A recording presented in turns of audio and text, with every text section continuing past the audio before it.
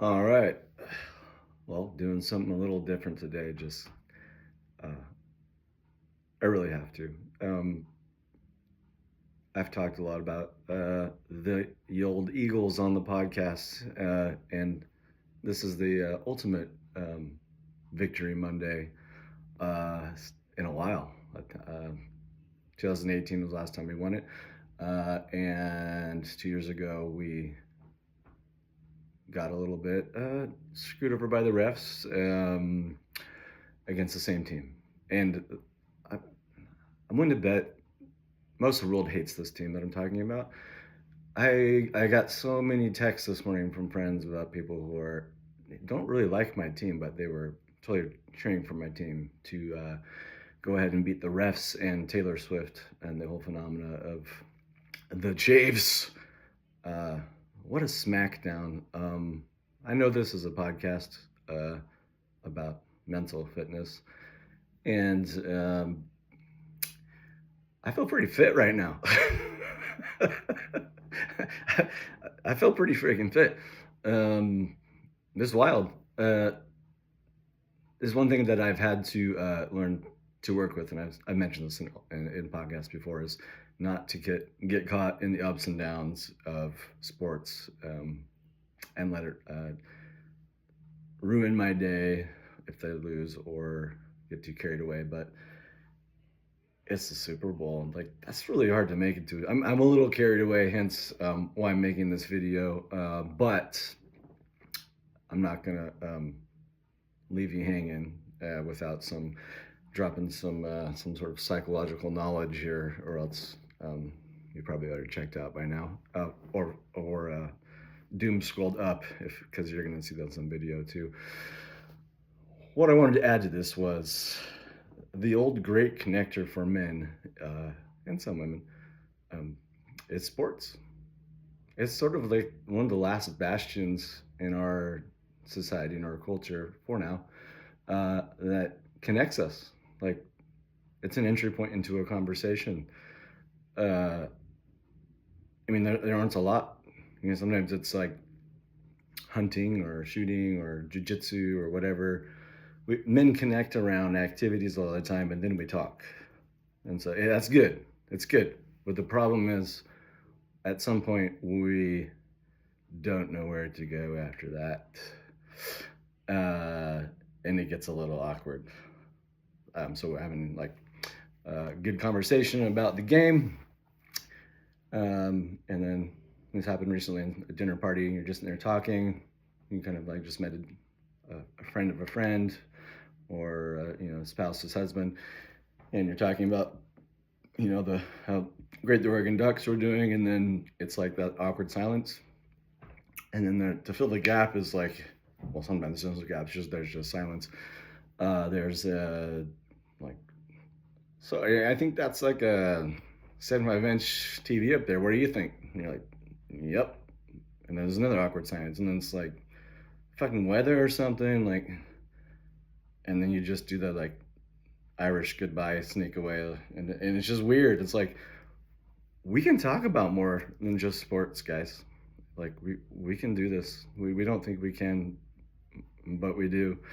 I'm infinitely more approached by random dudes wearing sports gear than when I have a suit and tie, or I just have like a nice outfit on. I'll get some looks, and like, that's something about a suit and tie that'll get you some looks. I don't got guys coming up to me and like trying to start conversations, but I'll roll into my Starbucks with my gear on, or the gas station, and the male barista will, sometimes female, will start talking to me because of my gear.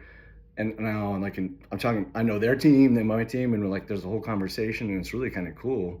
And you start building this connection. And like one of the gas station attendants yesterday, or it was a Friday, he's like, so who do you got in the Super Bowl? It's just throwing it out there. And I had some low vis Eagles gear on. It was all black, and he didn't notice I was an Eagles fan. I'm like, fuck the Chiefs, man. I'm a Birds fan. But we had a whole conversation about the Super Bowl, and he's a Vikings fan, and off we go. And then there's another guy there who's an Arsenal fan because he wears a woolly Arsenal with an Arsenal badge on it, and I'm a huge Arsenal fan, so we always chat when I roll up to get gas. It's the great connector. Like, I wouldn't have had conversations with these guys necessarily without wearing the gear. You know, I was talking to Josh earlier about like you sort of like finding your tribe in a way, and it's good. But we have to take the next evolution.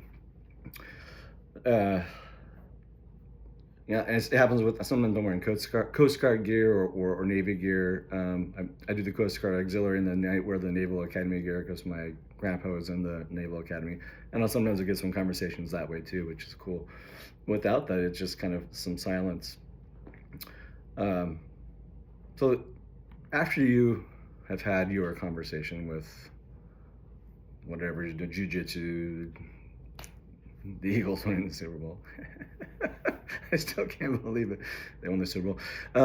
You risk a little conversation of depth. That's what we're going for as men. Like, we talk about all kinds of shit with our spouses and girlfriends and sisters and, well, maybe brothers, hopefully brothers. But it kind of ends. Like, let's move forward. Like, risk some conversations of depth. Like, something meaningful. Like, how's the family? Easy. Low-hanging fruit, innocuous. Like, or what are you working on? Or what are you excited about this year? What are you looking forward to? Something easy, and just see what happens. And sometimes you'll get like a blank stare because they're not used to that. Well, that's okay. And if they don't really know how to answer right now, just answer your own question and say, well, I'm working on this thing. And over time, like, it shows that that's entirely possible to do, which is a good thing. You want that. I think as men, we're afraid of that bad V word, vulnerability, because historically vulnerability, that hits us like as men, like we are exposed with no defense, and anybody can manipulate and take advantage of us. Like, I don't think archetypically we really like that word, but if we move it more into the psychological realm, it just means openness and letting people into a space where we don't need the armor or the weapon because we trust that person and they got our backs, and we can just let that down, and then we can connect and make contact, like Dewey Freeman says, just connect deeply. And once you're there, you're done with the surface level shit. Like, yeah, you can totally talk about sports, but you might just jump right into the deeper stuff. But it does take some time to get there, but it is entirely possible, and that's engendering friendship. You know, there's got to be some sort of trust and safety, but you can't get past that once you get past the small talk. You have to get past the small talk in order for it to do anything. You don't want to just move on to the weather or the usual crap that society tells us to talk about. It just gets, it's so awkward, and it's so hilarious. I've been in so many awkward elevator conversations before, and I'm an introvert too, so I hate small talk in general, so I just kind of bypass it, and maybe that's my work to do. Extroverts seem to be really good about this. They can talk about the weather and it's no big deal. But the point is to have a closer relationship. As men, we need it. We're kind of isolated, right? We go home and we have our spouse or our girlfriend, and we kind of dump everything on them, or we have maybe some more friends that are girls and guys. Maybe there's some sort of, it feels more safe around women for some reason for some men, or some men just have drinking buddies or something else. And you can tell if it's a true deep friendship if you take away the activity that you were bonding around. If that's gone and you never talk to that person again, it probably wasn't like a true deep friendship. But if you still maintain contact and activities there, like say you get hurt in jiu-jitsu, but those guys still want to hang out with you, you've made friends. But if that doesn't happen, you're just quote-unquote jiu-jitsu friends. That's a good test, but we want to keep moving past that. Yeah, I think we're just afraid of vulnerability a lot with men. Our culture doesn't do a good job. Maybe we were bullied growing up or whatever. We're afraid we're going to get made fun of. But there's something more here. You know, the veterans do a good job about this. Like, the whole busting the balls thing. Like I've heard Jocko talk about this a lot. It's like if you're not being made fun of and you have a funny nickname pretty soon, you probably that means you're not really you're on the in group, I guess. They have a way of saying it. Like if someone's like, "Oh, how's that new guy? What's he about?" And if they say, "Oh yeah, he's a good neighbor," pretty much means like, nah, not really making the cut. But if they're making fun of you and busting your balls and you have a funny nickname, they like you. And I don't know, it's a guy thing. Maybe it's a missing chromosome. I don't know. We just do stuff like this. It's like the whole recess thing to push the girl over because it means we like her when we're like 6. Like, I don't know. There's just something in our DNA, perhaps. But back to evolution and evolving past that. Risk conversations of depth. You'd be surprised how many men are walking around thinking the same damn thing. Like, they're ready to talk about more than just TVs and the weather. I keep thinking of Connor Beaton's book. Great book, by the way. Men's Work. If you have a guy in your life or a woman has a guy in her life that needs some quote unquote men's work, it's a freaking amazing book. He is one of my, I guess I can call him kind of a mentor. I've been working with him for a long time. In his book, he has this part where he talks about kind of hitting rock bottom, and he was really afraid to tell his good friend, and he was afraid his friend was just going to roast him. But his friend was like, "Oh yeah, I mean, me too." And then he sort of aired his stuff, and they became closer for it. And it's like, well, there you go. We all got stuff going on, so let's go for it. So we had to try to take the next step at slightly more conversations with depth. That engenders trust, feeling more comfortable and safe in a male relationship, which is hard for us men because no one's really taught us how to freaking do it. I mean, this is all a generalization, of course. There's probably plenty of men who have no problems. There's plenty of men who walk up to a guy in his suit and say, "Hey, bro, nice suit."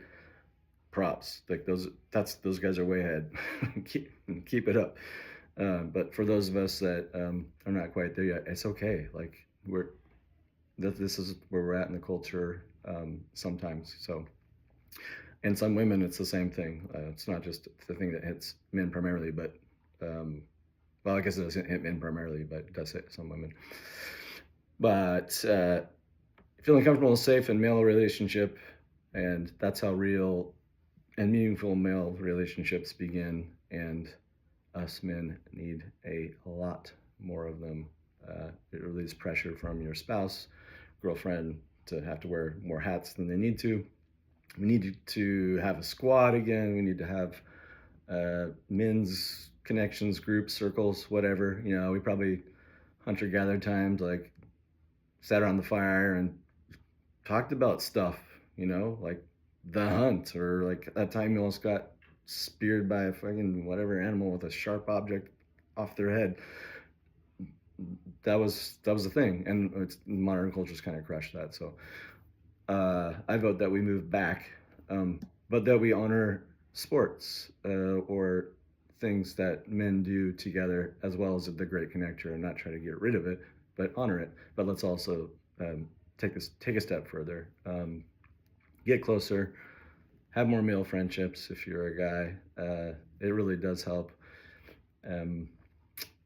There's a big men's movement coming, I see, in a healthy way. I mean, how to integrate the masculine and feminine energies within ourselves. So we have Connor Beaton's, we have Trevor Bones, Man Uncivilized. It's the anima and animus within inside us in Jungian terms, the masculine and feminine inside of us. We're so fractured out to uber masculine, or like, how does Trevor Bone call it? The marble man versus the sensitive new age guy. Like, those both have things to inform each other, but they're fractured out, right? We need to bring them back together again, closer. And then it's a healthy version. So us men need a lot more male friendships, and that's one way to do it. And I thought I'd take a moment to use the Super Bowl. I can't believe you freaking won. We crushed them. It was amazing. Sorry, getting off track. I thought I'd use the chance. I can't stop laughing. I'm just so happy. I thought I'd use this chance as the Super Bowl is a good reason um, to wear your sports gear with pride, wear whatever your team is, or your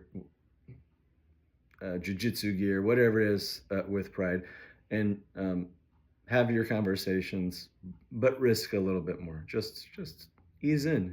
You will be very surprised that the other guy is just as freaked out about vulnerability and just as relieved when you go there. And if that guy can't handle over time, he's just not ready. And that's when you move on. But most guys, I think, are ready. So let's do this. And until the next time, go Birds. The beautiful thing about winning the Super Bowl is I can wear Eagles jersey, all Eagles swag all year now, and annoy the crap out of everybody, and it's just a beautiful thing. In 2018, I did the same thing. So yeah, I'm just soaking it up. Until next time, I will sign off for now. All right, go Birds.